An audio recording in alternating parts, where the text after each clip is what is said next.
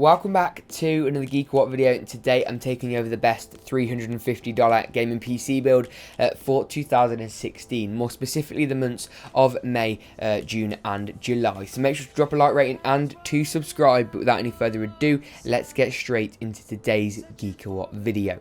So with any build I always get asked, James, how will this build perform? And this build will smash the latest AAA titles, including GTA 5, The Witcher 3 and the upcoming Battlefield 1 at 1080p, medium to high settings, anti-aliasing turned down, a little bit of textures and ambient occlusion at 60 frames per second and higher. Not to mention the incredible frame rate performance of 100 and 200 frames per second in games such as World of Warcraft, League of Legends, Minecraft and CSGO. Without any further ado, let's get straight into today's GeekaWhat video and go over the parts for this build. The parts in this build are incredible, especially for the price. The CPU I went for was AMD's brand new Athlon X4880K. It's a quad-core CPU clocked at 4 GHz. That is ridiculous out of the box. 4 GHz. AMD really are the king of high clock speeds, and on this budget, that is incredible. Don't let clock speeds mislead you, however, because Intel's i7-6700K is also clocked out the box at 4 GHz, but will absolutely destroy this CPU. Nevertheless, for the price, it's great and includes AMD's brand new Wraith cooler, which I can say from first-hand experience is superb. It's not only quiet but efficient and allows for a little bit of overclocking headroom, as the K implies on the end of the CPU. The motherboard is BioStar's Hi-Fi A70U3P. It's a micro ATX board with the FM2 Plus socket. It's got USB 3, PCIe 3, all the good stuff that you could need, and is super cheap in a micro ATX compact form factor.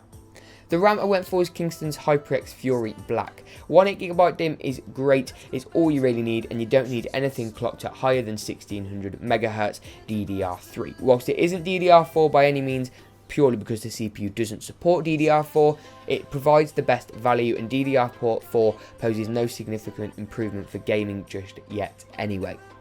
Storage wise, the Seagate Barracuda 1TB hard drive is adequate. 1TB of storage is great, room for all your movies, music and most importantly games, and comes in a 3.5-inch form factor, meaning it can fit into basically any case. With a 7200 RPM speed, which is the mainstream kind of speed for a hard drive, you aren't going to be experiencing anything too slow. However, if you did want slightly faster performance, I would recommend picking up an SSD such as the OCZ Tryon. I can't even speak.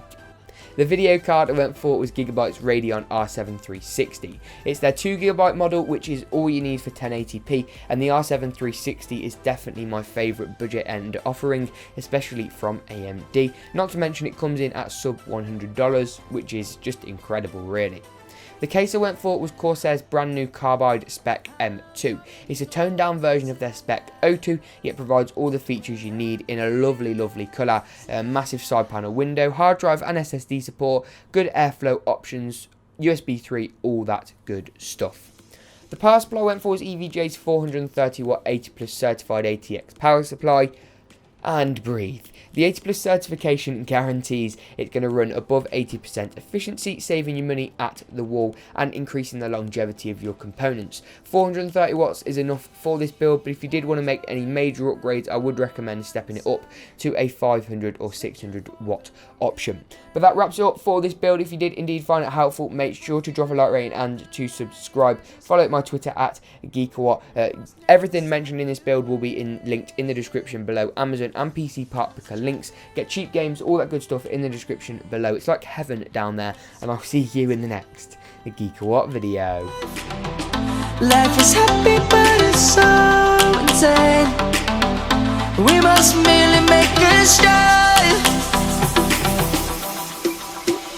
Savannah.